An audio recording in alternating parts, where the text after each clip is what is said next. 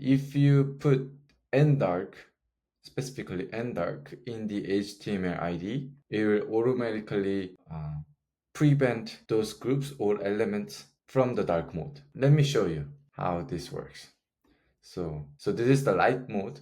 Basically, it's not a dark mode. So when we click proceed to dark, everything becomes dark and white. So now let's test it out.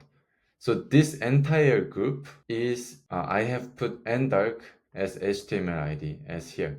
ID attribute ndark. So when I proceed to dark, you see this entire group and its child elements did not get affected by the dark mode, because sometimes you don't want everything to be dark.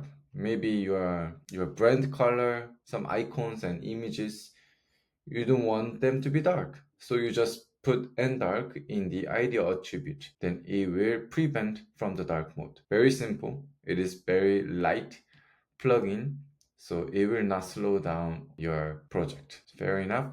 As you can see, it applies to icon and also the groups. And how about the pop-up? Let's see the pop-up as this in the light mode, and when we proceed to dark and show pop-up. As you see, this text has an ndark in its HTML ID, so it did not get affected. This one didn't have, so it became white. Cool. That's it for this plugin. Make sure you type Ultimate Dark Mode Toggle Free, and you can easily find it in the plugin section. We are Efinity, and if you need more advanced dark mode toggle, just let us know.